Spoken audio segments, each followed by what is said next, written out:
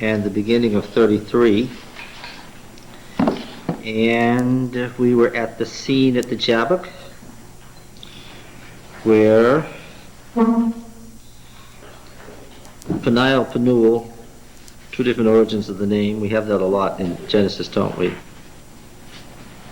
And he meets Esau. We actually read the passage where he meets Esau in chapter 33.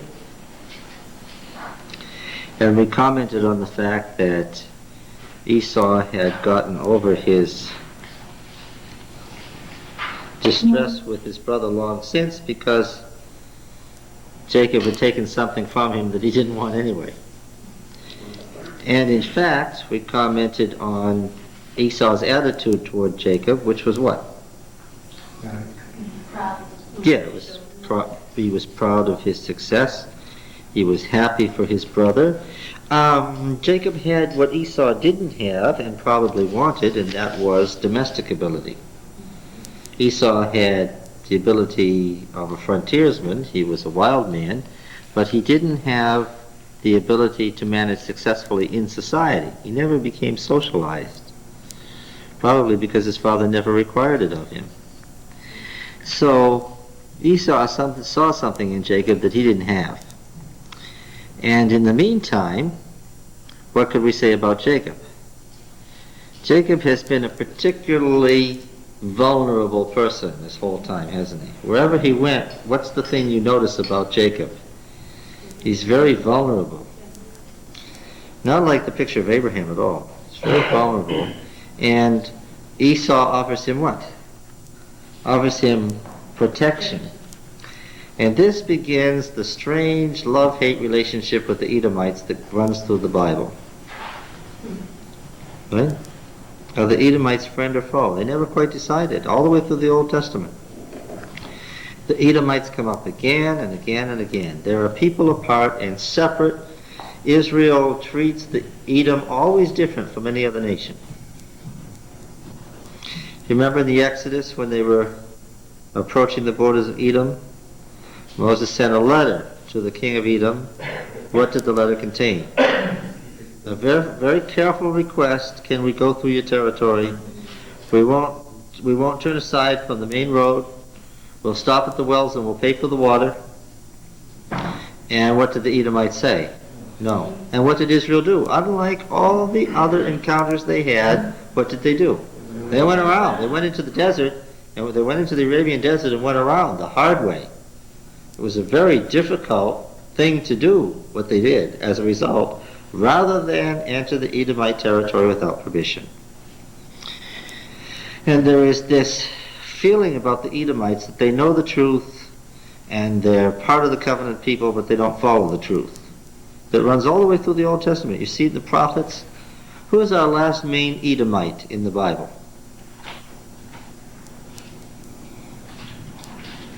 Sometimes the kings of Judah are fighting with the Edomites. Sometimes they're in league with the Edomites.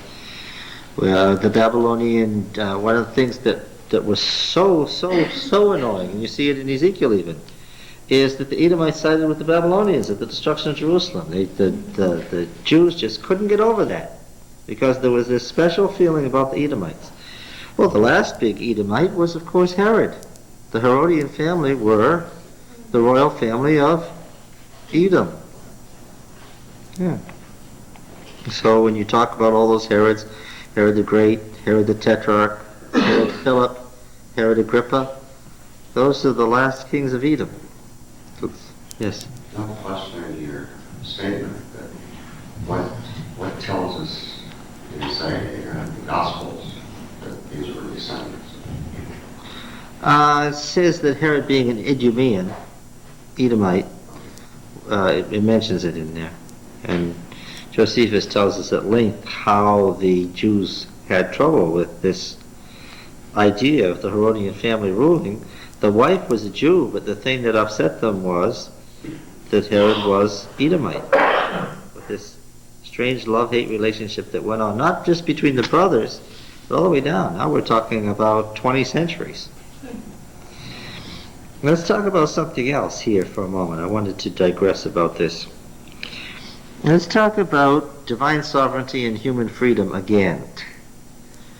Because when we talked about it the first time, we hadn't covered enough of the Bible for it to make much sense. This argument has gone on for centuries. Of course, Augustine set the concept for the Christian church.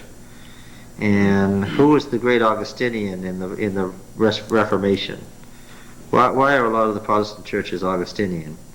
Well, because of John Calvin. What was Calvin's idea about human freedom? Yeah. You were free to do what? Yeah, and who is the prime example? Because Paul picked it out as an example in Romans 9. Who's the prime example of? Jacob and Esau. Yeah, so we have to stop and comment on it. See, Calvin's idea was that Esau didn't make it. Why? Yeah, God, before they were born, God had said this is the way it's going to be. And therefore, Calvin's argument was, it says very clearly that this is what God determined, and that's what came to be. Esau came to be what God said he would be, and Jacob came to be what God said he would be. And therefore, what? What do you know?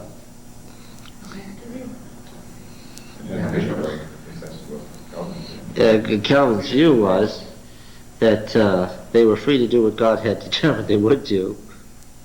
It's pretty tough. What happened to, wasn't Esau part of Abraham's seed? Yes. He got cheated then, or what? That's Paul's argument. Jacob I've loved and Esau I've hated. Why does it say he hated him? He was part of Abraham's seed, you know. So I'll have mercy on whom I'll have mercy, and I'll have justice on whom I'll have justice. Of course, what Paul was talking about was the fact that the Jews as a whole didn't accept Christ. And he was wrestling with how could that be? All right. Now you could reverse it as Arminius did. Now we're Arminian, aren't we? What did he say? He said the reverse. Oh, God only said that they would be that way. Why? Because he looked into the future to see what they would choose, and what? He saw that they would choose this, and therefore that's what he said. So Arminius came from it in the opposite direction. Okay? And Adventists, being Baptists, you understand that Adventists are Baptists as far as the sources of Adventism, as far as the Protestant religion. Where does it go back? It goes back to the Anabaptists of the Middle Ages. Adventists, being Baptists, are Arminians, right? And so if you ask an Adventist this question, his answer is going to be, God looked into the future, saw what they were going to be, and predicted it because that's what he saw they would choose. Right? So is that a more satisfying answer than Calvin's? Same result. See, you're either Calvinist or Arminian. What? Same result. Yeah, that's right. But the question is, even though you get to the same place, is whether you end up at that place because people chose it or because God willed it. I'm afraid so. I think that's good. We're lucky we didn't all have something written about it then. No, but Calvin and Arminius both extended it and said this is the way it operates for everybody. Either God has predetermined what you're going to be based on your own choices in the future and so on, or else he's decided what it's going to be. But we don't know what it is because nobody wrote it for us. Yes. Yeah, that's what it predicted. But he did. In the Gospels, in Christ, it is written for us. If we choose. Yeah. Yeah. I always come back to, I would that you would prosper and be healthy. Mm-hmm. That's his will. Mm-hmm. Yeah. You see, in the end, this is a set of opposites now.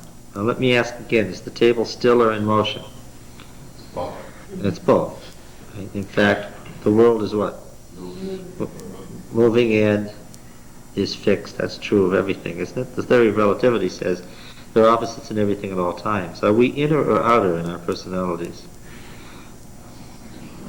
Well, it's both, right? Hard and soft, up and down. You don't have any concept of these unless they're together. In fact, you couldn't really say what righteousness is, and this is what the great controversy is about. You couldn't really say what righteousness is, what? Unless you had evil. Yes, evil completes righteousness. Adam and Eve could never have said what God's righteousness meant. Neither could anybody else in the universe until what? There was evil people. Gabriel couldn't have told you what God's righteousness meant. Didn't mean anything. Why? You can't tell one side of a pair of opposites until what? So you understand the other side. You can't really have down unless you have what? Up. That's not possible. You can't have still unless you have motion. You can't have now unless you have then. You can't. There's no concept of now unless you've got then. Right? That scares me though, because our young people think that I've got to experience all the evil, so I'll know what good is. Well, we automatically experience evil whether we choose particular sins or not. We automatically experience evil. And we find out what good and evil is because that's what Genesis 3 says. We're going to know good and evil, right? Automatically. You don't have to try any particular sin to find it out. You know, it's like the other, seems like the other worlds that they see what evil is through us. Vicariously. And, That's right. and the same way with each one of us, and hopefully, you know, I can teach my children that not to make mistakes that I've made. Have you ever read a book that moved you or watched a movie that moved you? They're not sitting by passively, they're entering into the experience. They're part of the experience. The whole universe is experiencing this great controversy. And my point is, you cannot have an argument about God's sovereignty and human freedom and not end up on the side of human freedom. And you can't have an argument about God's sovereignty and human freedom and end up on the side of God's sovereignty. Why? If you end up on one side or the other, what do you know for sure? You're wrong. See, when I read the works of John Calvin, he's wrong. Not in what he affirms, but what he denies. And when I read Arminius' answer, I see that he is wrong too. Not in what he affirms, but what he denies. Because what does Calvin deny?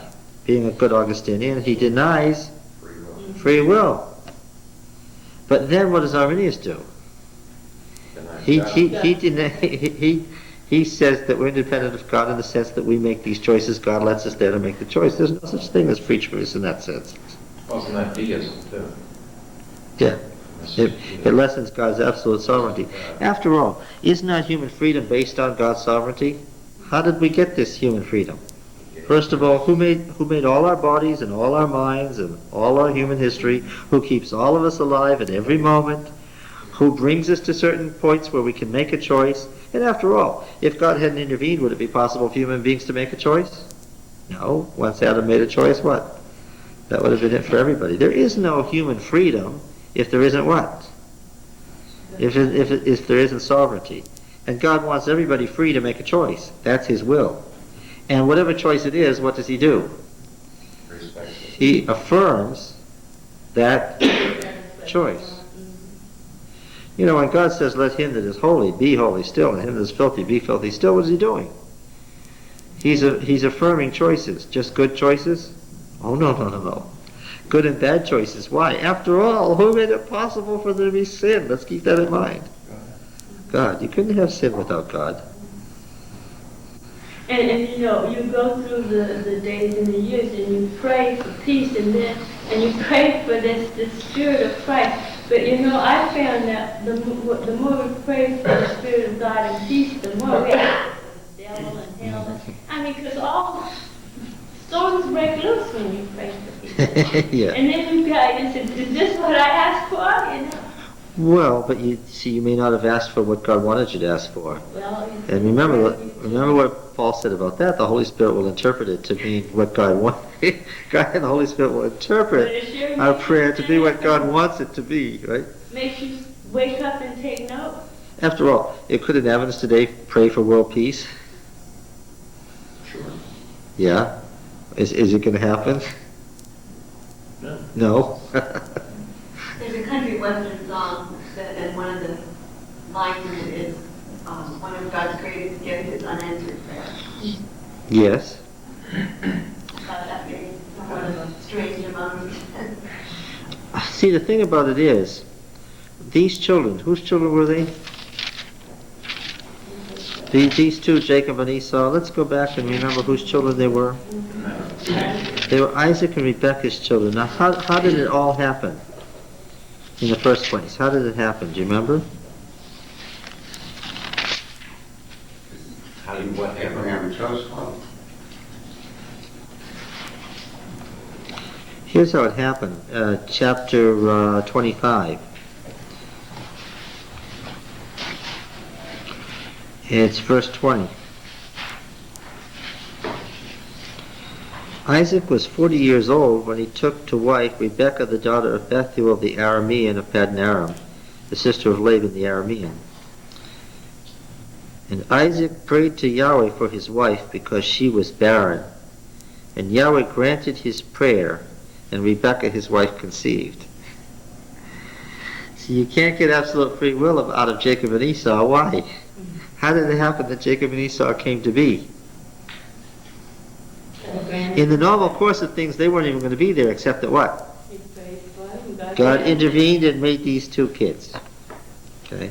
So right away, when you say that that they made these, if you give the Adventist answer, it's only half an answer. Oh, God looked into the future and saw what they would choose, and that's why He predicted what they were going to be. How did they happen to exist in the first place to make any choices? Because God brought them about with certain characteristics. I live now, I don't live in the 15th century. Does that affect my choice? Yes. They're my parents, not somebody else. Does that affect my choice? I was raised an Adventist, not a Catholic. Does that affect my choice? Yes, it does.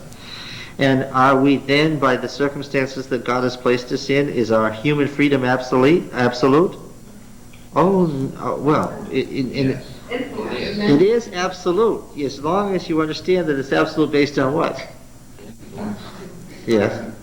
When I have to make a choice between good and evil that will determine my eternal destiny, my choice is what?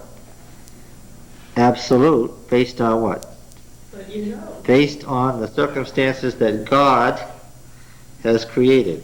And how many circumstances is that? All of them. That's why he said to Samuel, he looks on the inside. He's the only one who can make a fair judgment about any of us. That's why we always go wrong when we judge each other, because we're never able We don't know to. all the circumstances. Yeah. How could you possibly judge the variables in someone? No. But even before Isaac and Jacob and Esau, Isaac was also the result of God's special intervention. So, And may I point out that all this intervening of God over the centuries is what made us possible. Right? If God hadn't kept manipulating history, would our lives, even if the human race had reached this point, would our lives be what they are? Oh no, God is maneuvering here. He's determining destiny. So was Determining destiny and predestiny is so fine though. I'm trying to understand what you said there earlier when we actually, it seems to me there's such a fine line of trying to understand what God has already decided that you will do because He knows your choice, but yet we are free to make that choice, and somewhere I'm losing it here. because there's only one choice that really matters, and that's the only one that God cares about. And that's the ultimate yes or no. Yes, that's right. Everything else is perfect. That's why Jesus could say, that Lazarus only slept, because that was peripheral issues. That wasn't the important thing to him. That wasn't the one that mattered. That's true. All the rest of this, God can, you can build this big stage play or big football game, and it doesn't really matter any of the little things that happen, because each player eventually gets his one chance to say yes or no, his ultimate chance to say yes or no. And that's the only one that matters. The rest of it is part of the play that God puts on for the rest of the universe. Yeah, but without all those little things, you can't even make that choice of yes or no without all those. Well, it's true that all those little things he talked about makes that yes or no choice possible. Right. The thing that I'm getting at is that there isn't any human freedom apart from God's absolute sovereignty. Calvin was right to affirm that God is absolutely in control of everything, and the reason that God can affirm every decision, whether it's a good or a bad one, is what? Because God's in absolute control and made the decision possible. And that's why Jesus chose Judas. Did he know? Sure. Oh, I'm sure he did. Well, yes, but then Jesus affirmed that by ordaining him and taking him around and so forth. And he said, I chose 12, he said, but one of you is a devil. Or you would be trained. Yeah, yes, but how did Jesus act then? Did he spend less time teaching Judas, or did he? Yeah, God acts toward the human race as if all should be saved, but what? Not all will. Yeah, because God also wants. The primary thing you got to understand is that God's sovereignty is that everybody have morality, that they have a moral choice, and that's a choice for good or evil. That's what the situation God set up. And then if somebody chooses evil, does God then say, oh, I had nothing to do with it? No. He takes responsibility for the whole great controversy. Right? But we're also kind of taught that we have many chances to change our mind. To come and go, yeah. Point that down the road it can go back to. That's true. The character isn't judged by the occasional good deed or misdeed, but by the habitual tendency of the words or acts. Character means what is characteristic. However, there could be a certain day on which you made one choice that what? Was the choice that sent you one way or the other. Yes. Pivotal decision. Yes, a pivotal decision. There is such a thing. So, the whole thing about Jacob and Esau is their very existence and every choice they made was predicated on God's absolute sovereignty. Okay? So in that sense, yeah, God had absolute control over these events. And also, that doesn't diminish in the least that what? That they themselves were making choices. Partially based on the fact that Rebekah was there with her one son, and Isaac that was there with the other son, and they inherited characteristics, and all that characteristics being inherited was under the control of God because he set this whole situation up. He, after all, made genetics, right? He got in genetics. So you have to understand that human freedom doesn't operate in some sort of independent vacuum of divine sovereignty. It doesn't. See, the thing that Calvin had a problem with was his own personal experience. He was a French lawyer, trained in Augustinian logic. And he looked at what the Bible said, and it was so obviously clear. And he looked at half of Europe accepting it, and he looked at France rejecting it. And he knew that most Frenchmen were logical and intelligent, and what did he conclude? He read Romans 9 and he concluded the only reason that France could possibly stay Catholic was what? God must have what? Predestined that these people will stay Catholic so that they can be damned. That's what he said. That was his conclusion. He could not fathom that France would not become a Protestant country. It was just beyond his comprehension. And the more it happened, the more he went toward the absolute sovereignty of God as an explanation for it. Okay? Wouldn't you say the essence of freedom is that God has arranged circumstances so that the person doesn't have to choose the bad? Yes, that's right. He makes possible a choice for good. And right there you have the joining of divine sovereignty and human freedom. Okay. So when these discussions involve like physics, you're talking about reductionist viewpoints. Is a person more than the combination of all the molecules and atoms that they're made up of? Someone that was strictly reductionist would say, well, a person is really completely controlled by their heredity and their environment, and they really have no choice because they're just following the laws of physics. You look at their wave function and it continues on whichever way it was.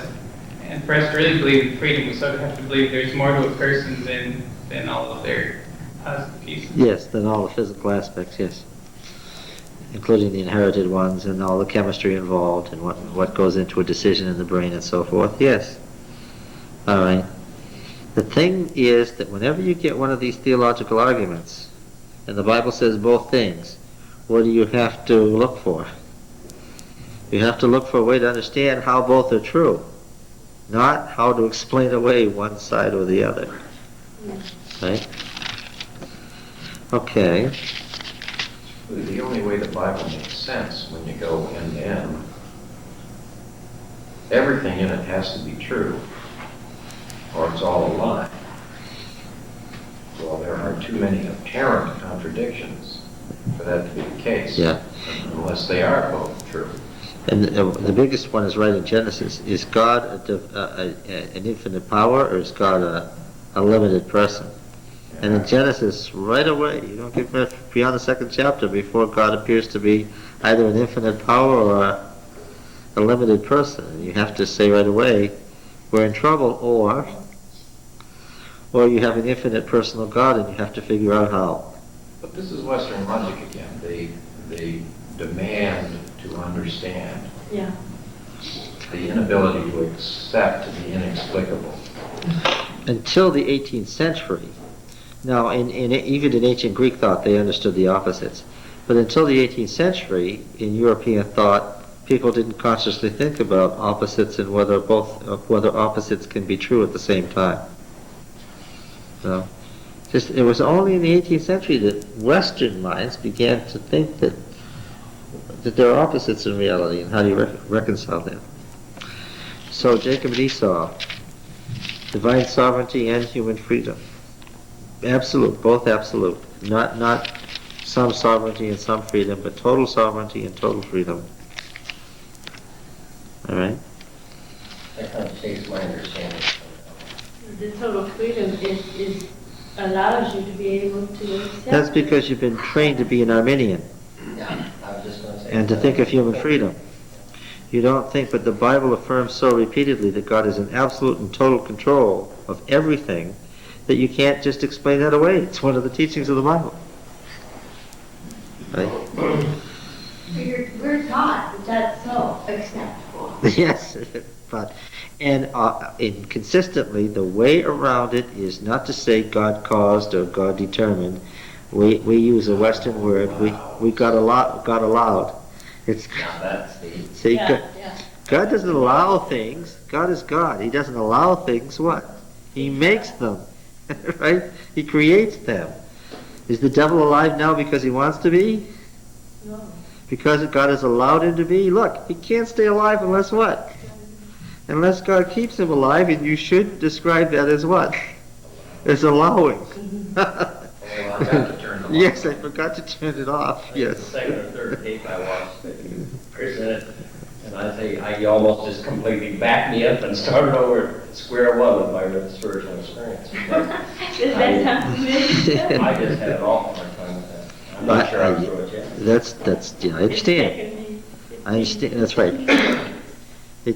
And yet, when I was 7 years old, I had this experience of getting very frustrated when I first learned how to read. My uncle gave me a Bible, and I began to say, well, God, come out of that. Anybody coming, I have a fellow worker who's a Roman Catholic, and her husband was once training for the priesthood, and he was going back this last year and reading the Old Testament again for the first time, and he was horrified. Because if you just come to it fresh with no preconceptions, see, evidence come with so much prior knowledge that we don't even know that we're reading the text with presuppositions, right? But if you just come to it fresh and blank, what do you discover it says? It says that God did this or that all over the place. It horrifies you. Yeah. But an Adventist will simply read that and say what? Oh, it doesn't really mean that. Yeah. Right? All right, now then, let's go back to chapter 33. You just can't pass through Jacob and Esau without dealing with this. Well,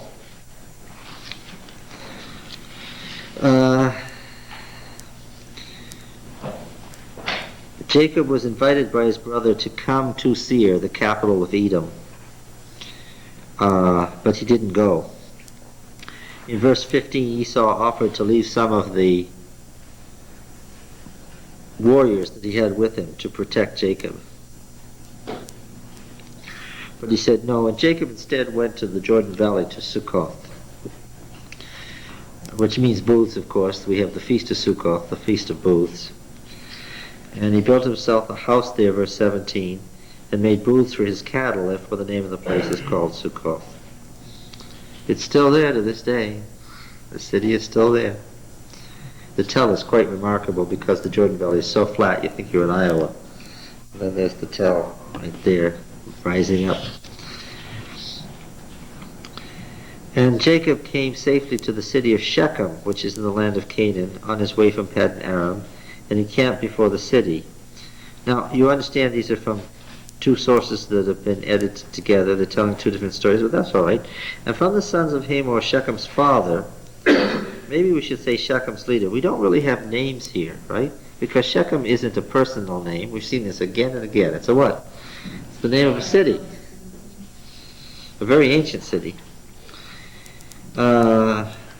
Shechem's father may be the prince of the city. He bought for 100 pieces of money the piece of land on which he had pitched his tent.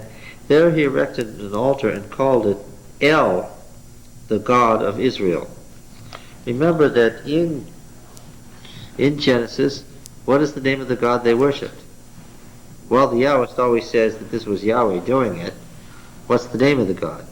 It's El, the head of the Canaanite pantheon, with various epithets. This is El, the God of Israel. Okay. Right. Now then, chapter 34.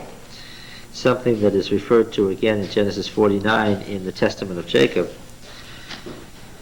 Now Dinah, the daughter of Leah, whom she had borne to Jacob, went out to visit the women of the land. Do you notice right away the hand of the editor at work? Why? What has just happened? Jacob had just come home, and he couldn't go fast, and he couldn't accept Esau's offer to take him, because he said, what?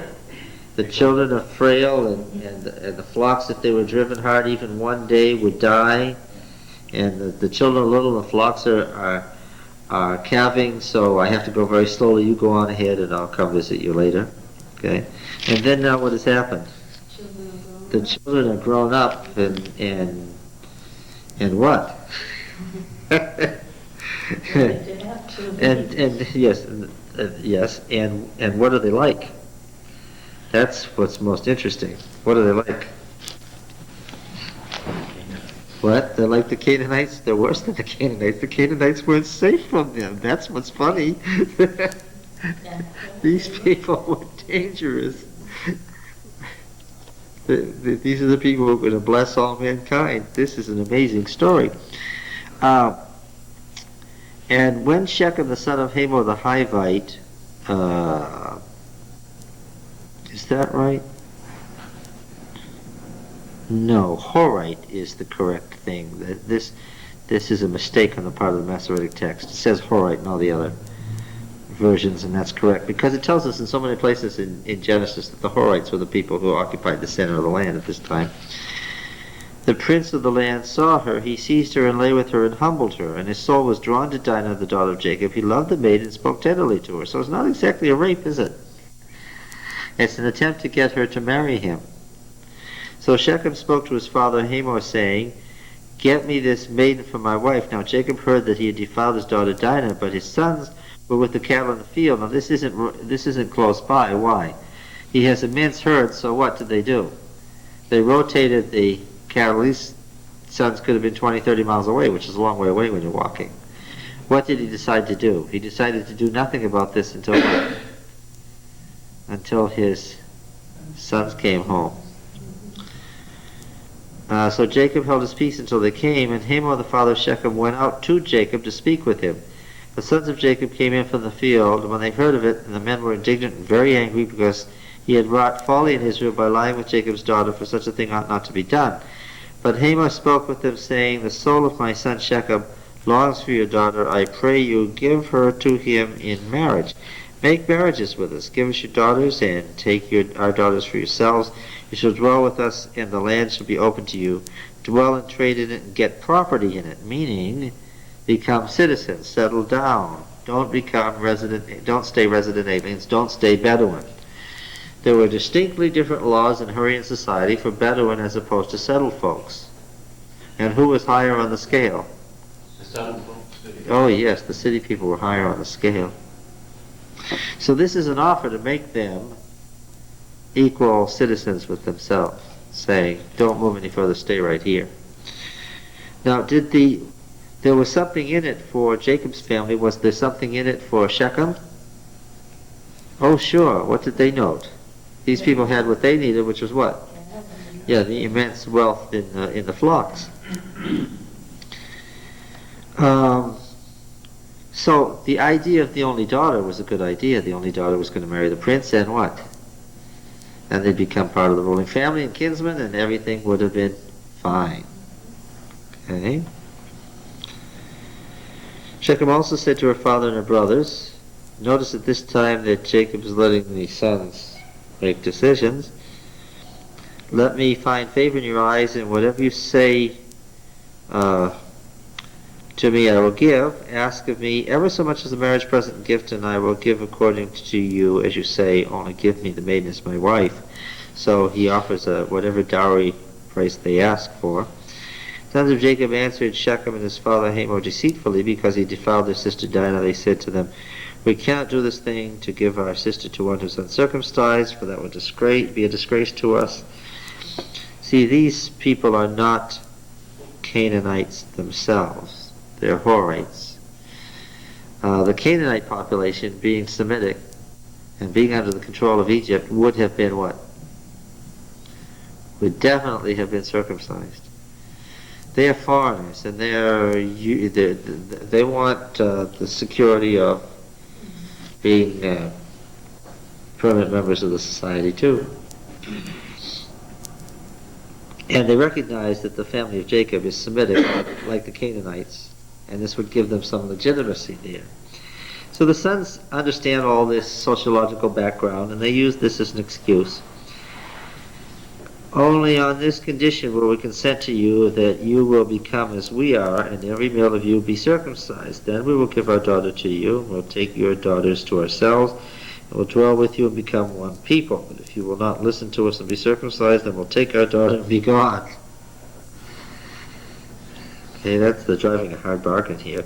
The words pleased Hamor and Hamor's son Shechem, and the young man did not delay to do the thing, because he had delight in Jacob's daughter. He was the most honored of all his family. So Hamor and his son Shechem came to the gate of the city and spoke to the men of the city, saying, these men are friendly with us, let them dwell in the land, trade in it. Behold, the land is large enough for them. Let us take their daughters in marriage, and let us give them our daughters. Only on this condition they will agree about the circumcision. Will not their cattle, their property, and all their beasts be ours? Only let us agree with them, and they will dwell with us. And all who went out of the city, gate of the city, hearkened to Hamor and his son Shechem, and every male was circumcised, all who went out of the gate of the city. So that's every adult male. So on the third day when they were sore, two of the sons of Jacob, Simeon and Levi, the twins, right? Now again, let us remind ourselves about the matter of Genesis and twins. Well, what is that? One good, one bad. Whenever you get twins, you're headed into trouble, right? Dinah's brothers took swords and came to the city unawares and killed all the males. They slew Hamor and his son Shechem with a sword, and took Dinah out of Shechem's house, where she was already there as the bride, and went away. I don't know what effect this had on their sister. And the sons of Jacob came on the slain, and now the other brothers come. After these two have murdered everybody, the other two come and do what? The other 10 come and plunder the city and take everything, because all the men are dead, leaving the women and children presumably what? Yes. Plundered the city because their sister had been defiled. They took the flocks and the herds and the asses and whatever they had in the city and the field, all their wealth, and all their little ones and their wives, all that was in their houses, they captured and made their prey, made slaves of them. And they paid a great price for that. How large was this city, would you imagine, if the two of them went in and killed everybody? Oh, I don't need to imagine. Shechem was excavated by Ernest Wright in the 1930s and 40s. That's the very excavation, that's the very city on which most archaeologists who are alive today cut their teeth. This was the city that was excavated that Siegfried Horn first went and worked on with Ernest Wright. And you know, Wright was William F. Albright's great disciple. Albright was the first American archaeologist, and then Wright excavated this city of Shechem, and it was the key excavation in the modern development of Palestinian cities. It's right there between the two famous mountains, the Mount of Blessing and the Mount of Cursing, Ebal and Gerizim. It's right there in the valley. And the tomb of Joseph is there. The Canaanite city has been excavated. It's about 30 acres. How large a population? Oh, could have been as many as 2,000 people. Yeah. And since they probably lived in close proximity, not scattered out like... Oh, it was very crowded. People were crowded inside those cities, yes. That's right. Because they're all inside those walls. Massive walls, just tremendous, just incredibly huge walls. Think how people worked in those days for their own protection. Around the water system there. But wouldn't the walls also have protected them from the desert winds and the sand? Yeah, it's not very deserty there. This is along the top of the mountain range. This is a pass in the mountains where it's quite green and wooded. Okay. This is the famous West Bank. This is right in the heart of the West Bank, where we hear about the Palestinians today fighting against the Israelites, the Israelis rather. Different group. Then Jacob said, what will Jacob say? Verse 30. Jacob said to Simeon and Levi, you have brought trouble on me by making me odious to the inhabitants of the land, the Canaanites and the Perizzites. My numbers are few, and if they gather themselves against me and attack me, I shall be destroyed, both I and my household. But they said, should he treat our sister as a harlot? Well, the answer to that is no. And the other question that might be asked is, should you then murder everybody? Yes, and the father of Shechem, Hamor, and Jacob are presented in this picture as older, more careful. They'll work things out. They'll solve things. Whereas the sons, what? First of all, the son didn't get her as a wife by raping her. I mean, it was his fault in the first place. He's presented as out of control. And then what? And then his counterparts, Jacob's children, are out of control, and there's a clear dichotomy here. This is at a time when the sons are young men, right? But they're adults. He's letting them make some decisions, right? It's going to be a long time. But it seems like the fathers don't have to let them. They're just disregarding the fathers and going... Oh, yeah, that's one of the points that's being made here. That what? These children what? In a patriarchal system, it didn't matter how old they were or how old the father was, what? Supposed to obey. Yeah, he should have had absolute authority over them. And does this present Jacob in a particularly good light? No, this is not a very good picture of Jacob. He's what? He's let his family what? Get out of control. Yeah. Maybe that's what happens when you have too many wives. Oh, you haven't been here, but the Yahwist absolutely traces again and again the problems in these families as a result of polygamy. Remember, he's writing at a time when he has to deal with this problem himself. How do you end polygamy? It's not an easy matter. Not just that, though. His father was a shilly-shallyer. Yes. And he was more like his father, you remember, than his mother. He was the weaker, more recessive character, right? And he might have made it if he'd had a strong wife, but the problem was what? You can't have a strong wife leading the family when you've got 4 of them.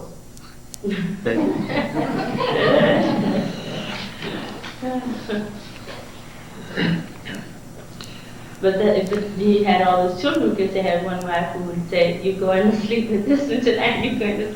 She was kind of rude in a way, though. Well, the one that most ruled him was the wife he favored. Yeah. And she was the one who was least likely to do what was right on any given occasion. Question. What is chapter 34 doing in here? Why is it in Genesis? What does this contribute to the ongoing narrative? Presumably lots of other things happened. Why did this get included? Well, you mentioned it referenced in Genesis 49 when I did say that, didn't I? Good of you to he's talking connect it. about the cruelty, wasn't he? He was saying of Levi and these excuses why they shouldn't have had the birthright. Yes, that's exactly right. And also, He has to explain how it happens that Simeon and Levi have lost their birthright. We're going to find out that Simeon, though the eldest brother, even with twins as an elder brother, doesn't get the birthright, and Levi gets none at all. And he's tracing it back to this event. That they were leaders all right, but what? They were leaders in the wrong direction. They were disastrous leaders. He's going to talk more about this, but he needs to explain the status of Simeon and Levi in Israel. That's what it's doing here. So it's not just about these two original, it's about where they are in Israel today at the time he's writing. Yes. They blew it, and then they end up as the religious leaders, believers. He's going to explain that later. Is that what's wrong with the ministry?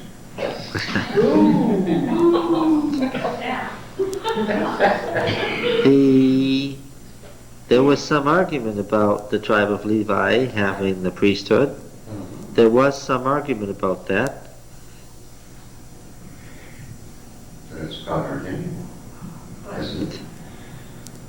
He's at the first step right now. First of all, he's telling you the story so that there's no question as to what happened. He's not skirting the issue, okay?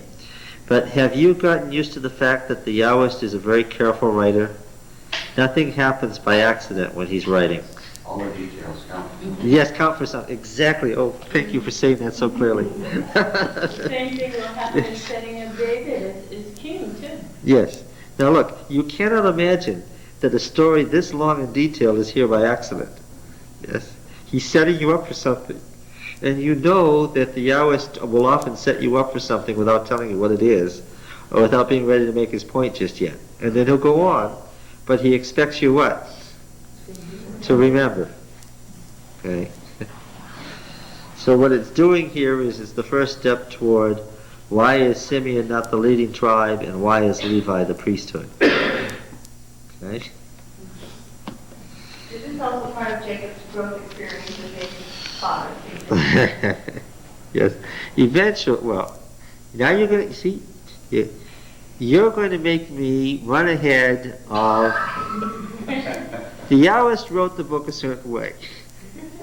And I'm going to refuse to blow it by letting you get to where he doesn't want me to be until chapter 49. Wasn't Reuben the oldest son? It's Reuben, Simeon, Levi, Judah. Yes, but Reuben, You have to work down through all but three of them before you get to the... he's got a different reason for Reuben. We're going to get to that. Reuben wasn't even a possibility. And he's going to explain why in a moment.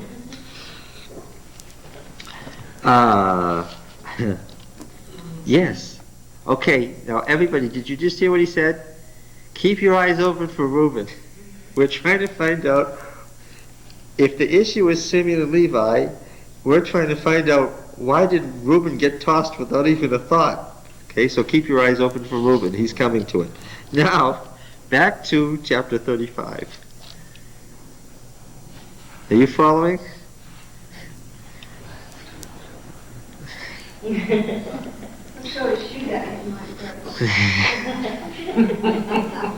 The tape is running. I'm not going to comment on that. El said to Jacob, now notice this.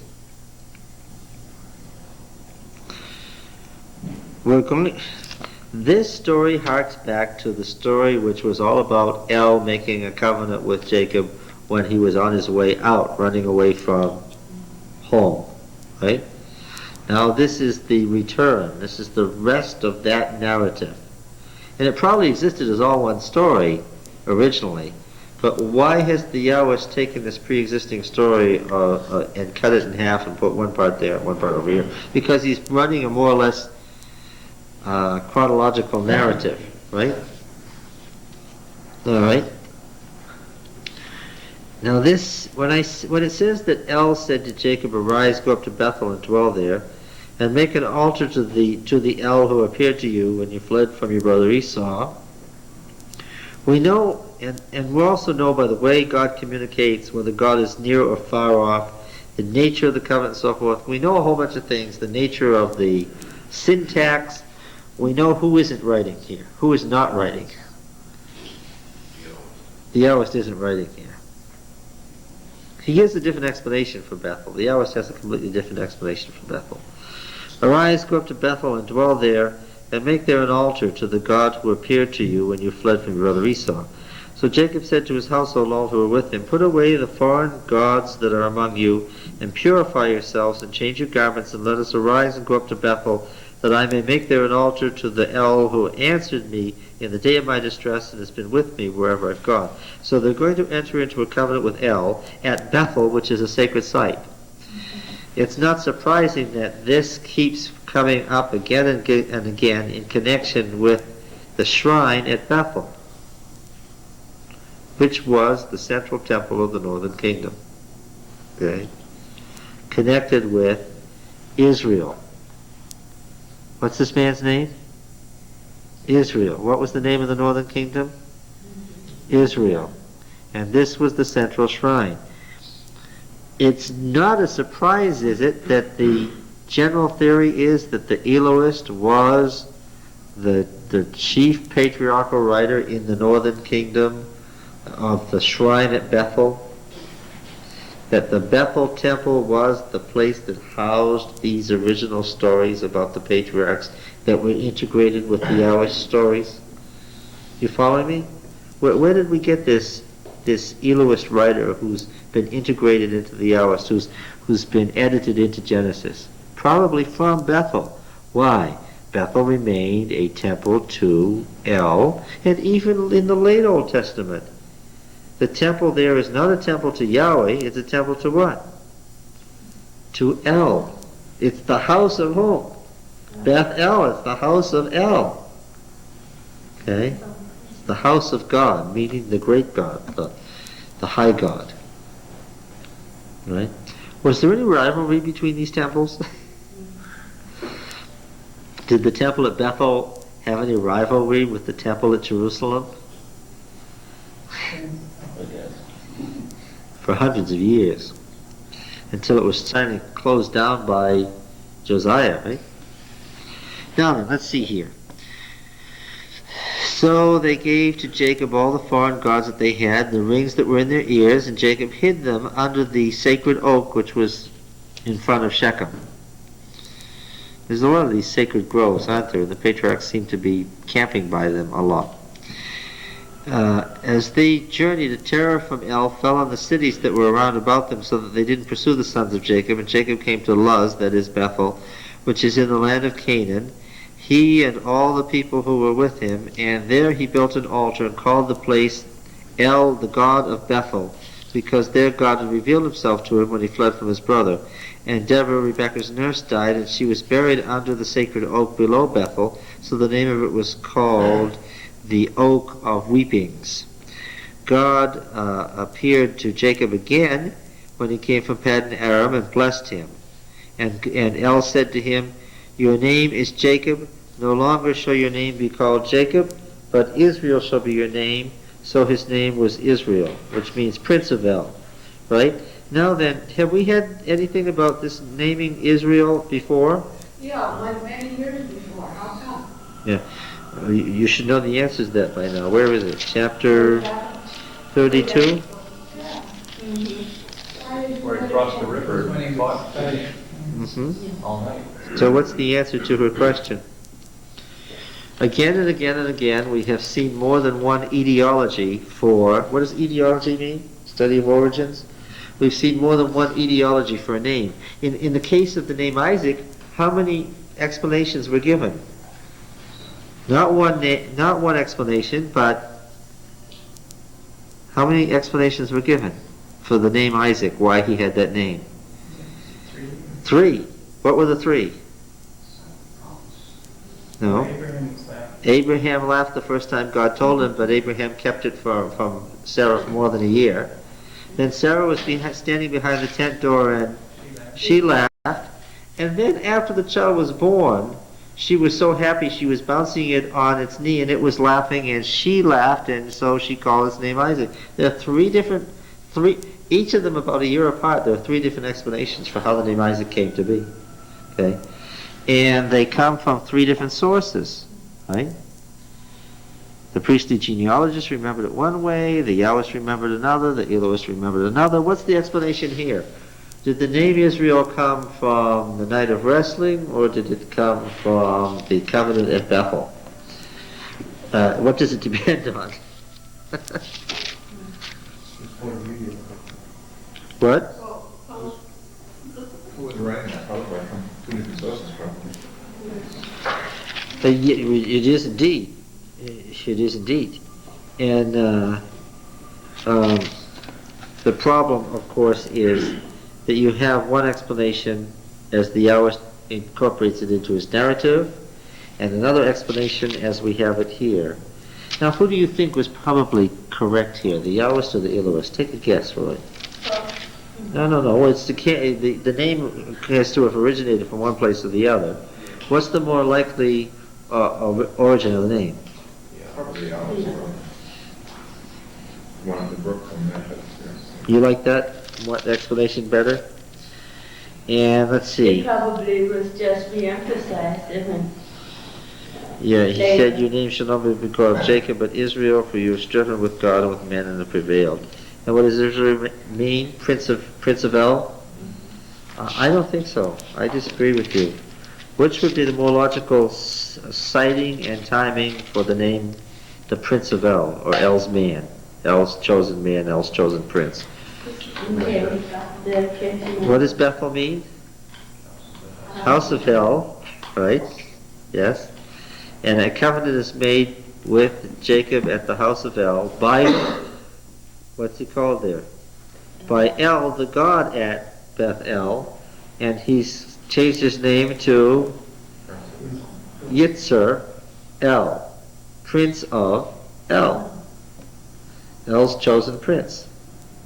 It fits much more completely and compatibly into a covenant ceremony in the sacred site at Bethel. But would he have been making a covenant with the wrestler, with the angel as well, the man as he wrestled? No, because the Yahwist wants you to believe that the person he wrestled with was what? Yeah. Was Yahweh. Mm-hmm. And we would expect a name that had some element of Yahweh in it. It should end with Yah. The name Israel appears in the Old Testament, Prince of Yahweh, more than once. Oh yeah, there was such a name. And I would have expected, had it occurred initially at the Jabbok, and had Yahweh's name been known, that he would have been Israel. In fact, however, when you get to Exodus, in the narrative in Exodus is emphatic that the name Yahweh is first known when? Yes, when it's revealed at the burning bush. Let's see, let's look at this. El appeared to Jacob again, verse 9, and El said to him, verse 10, "Your name is Jacob, no longer shall your name be called Jacob, but Israel shall be your name." So he called his name Israel, and El said to him, I am El Shaddai, which means what? What is it? Yeah, from the old Shadu, the old Akkadian meaning cosmic mountain, right? So it literally means what?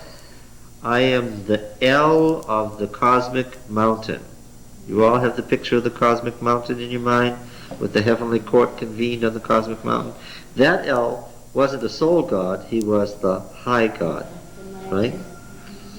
All right. There's some question, Roy.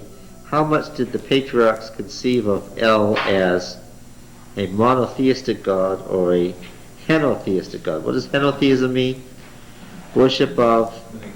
No, that's polytheism. Yeah.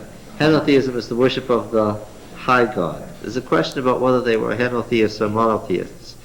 Now in Daniel, when Daniel says the Most High God, that sounds like henotheism, but eventually you find out what? Daniel's not a henotheist, what is he? He's a monotheist, and it may have been that the patriarchs were too, that they used the name of the head of the pantheon, but considered him to be the only God. But then you find right in the patriarchal families, what did they have? They had these household gods, which they had to put away so they could go visit the high God. I was going to ask you a question about that. You said, I don't know, quite a while ago, that Rebecca took the gods from her father because that was the way she had the birthright. Legally, she inherited the birthright by Did she doing give it that. all away by burying them under the tree? Oh, I don't think it's the same gods. I think that they were just prone to pagan practices. And they're not thinking of The very same ones, I think they're just thinking of the fact that there were various kinds of gods in their possession. And they have to put them away so they can go to Bethel. So the Bethel Covenant, I can tell you, even if they thought of El as the high God, the Bethel Covenant was a covenant with what? With one God to the exclusion of all others. Yeah. I am El Shaddai. Now, how did this this God of the cosmic mountain get to be translated God Almighty so easily? Well, that's a traditional Jewish translation from later centuries, isn't it? Be fruitful and multiply. This is the original command of El in Genesis 1, and also the command of El at the giving of the covenant to Noah. Okay, so now you see the Elohist has it running this way. The command of God at creation, the covenant with mankind at creation, right? The covenant with mankind after the flood, right? The covenant with Abraham, which is a blessing on all mankind, and now he has it, a covenant with Jacob. So that makes this covenant of Bethel very, very important. It's a major, it'd be the most significant covenant. That's why Bethel commanded such preeminent position among temples. This was the site where El made the new covenant with Israel.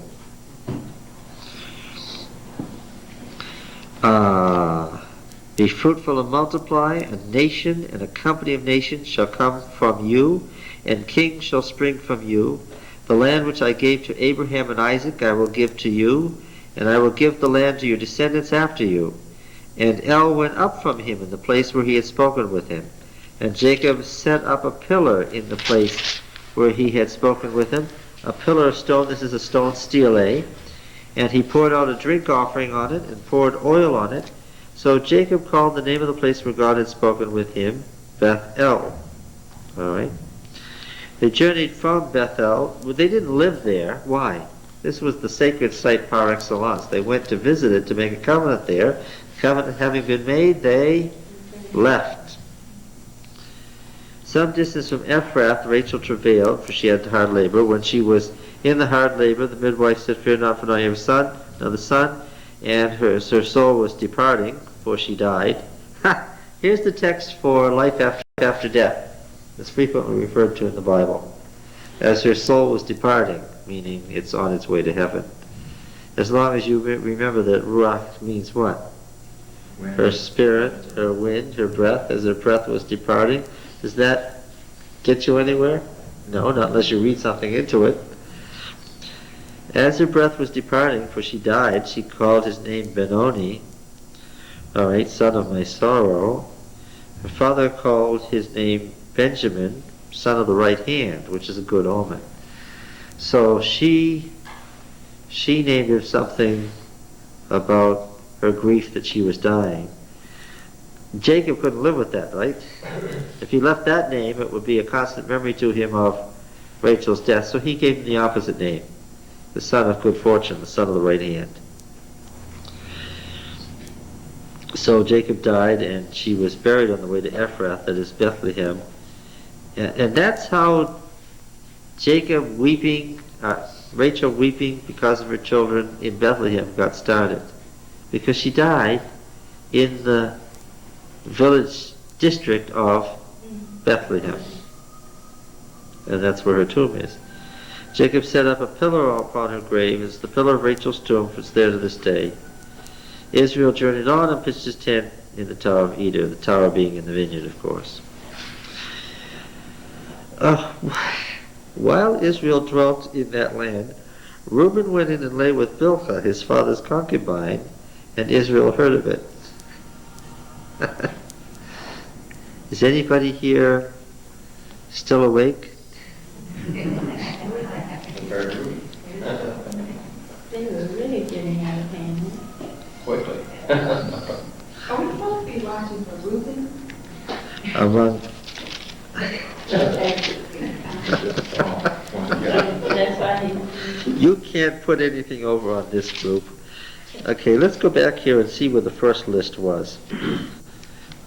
Bilhah, let's go back now. Chapter 30. she was going to give him truth.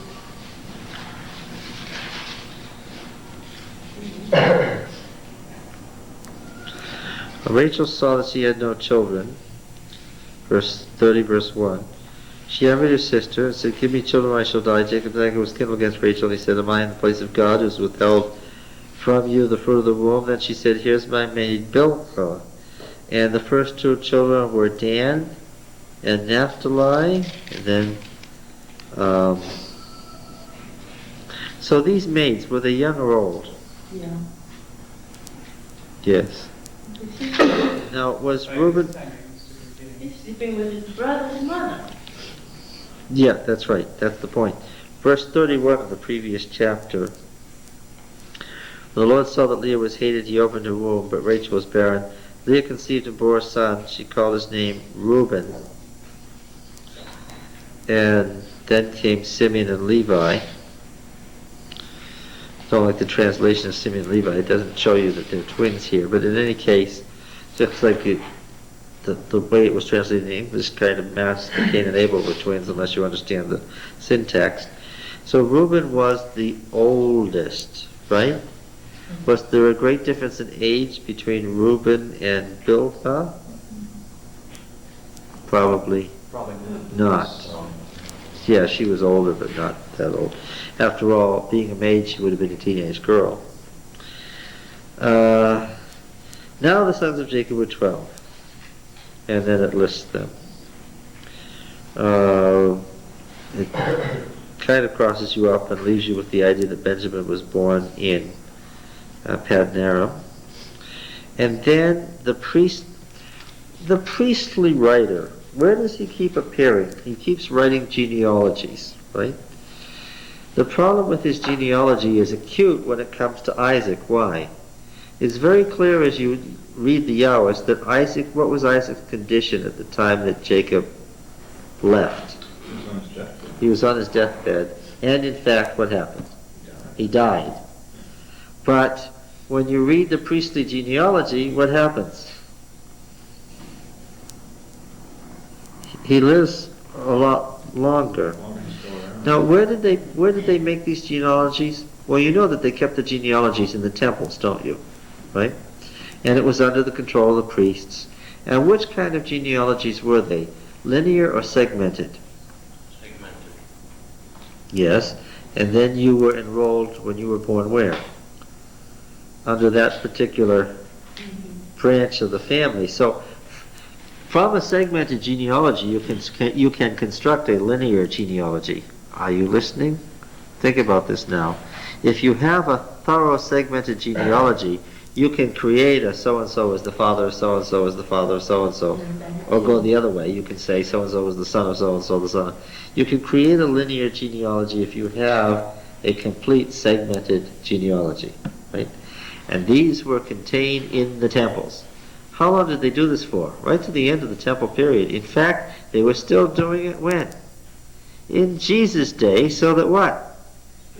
Luke and Matthew could actually, by consulting temple records, do what? create a linear genealogy for Jesus based on the temple records. It's amazing. Huh? Why? After the temple records were all destroyed at the time of the Babylonian captivity, what did they do? We see this in Ezekiel, by the way. What did they do? They quickly, while the memory was still there, tried to reconstruct everything they could remember or gather from the prior written books that hadn't been destroyed. Yes.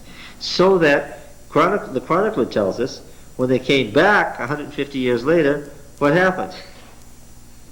They had to be enrolled and prove that they were a member of Israel by consulting the genealogies that had been reconstructed. They had to try to prove they had a right to be part of the congregation. Yeah.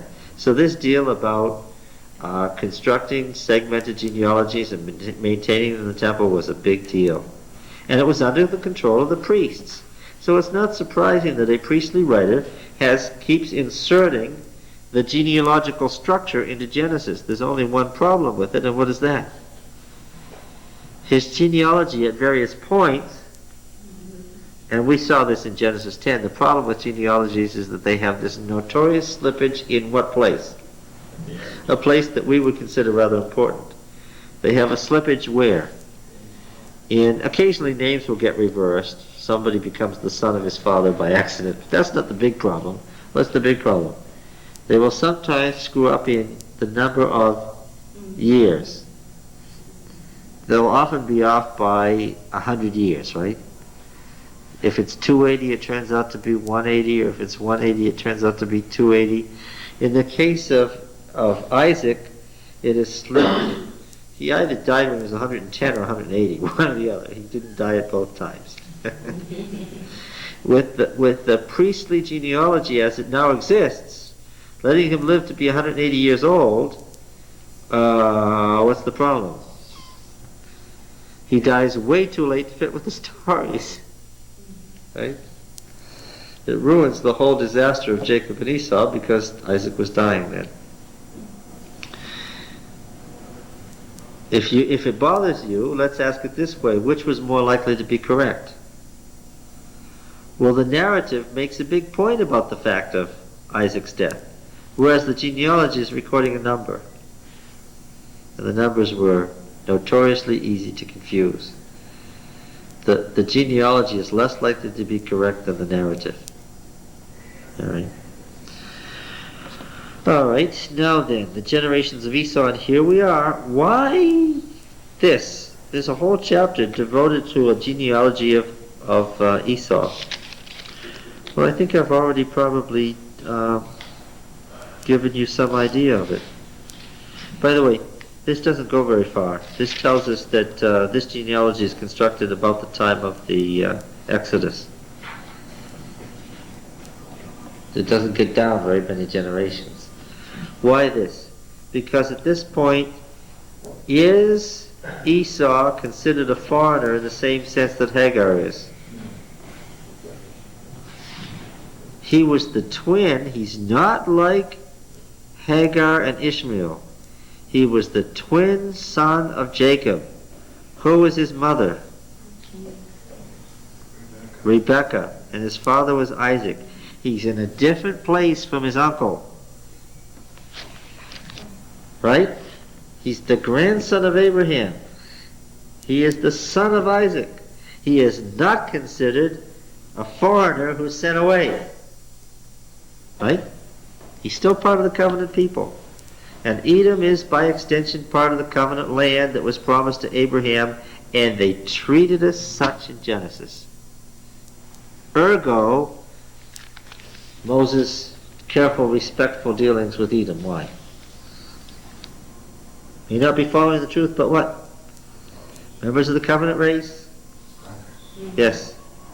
Twin brother to Israel. Have to be careful how you deal with them. Right? Edom has a different place in that. What's this doing? This is tracing the history of Edom from the man to the Exodus. It's bringing the folks right up to date to the time of the Exodus. Okay? I don't want to read all these names, but it's theologically important to understand why it's there. Who Who do we find among these names? Yeah, in Basra. One of the kings in Basra. Huh? Right on the edge of the Great Arabian Desert, right there south of Moab, on the northern end of Edom, and just one of the most dramatic city, clinging right to the edge of the cliffs, looking out over the Jordan Rift. Our Jobab, with the reduplication of the B, our Job of the book of Job, which was written in the Edomite language. That's why there's so many strange words in it. Edomite was a dialect of Hebrew, of Canaanite. Okay. The Job that you read of in the book of Job was one of the kings of the Edomite line.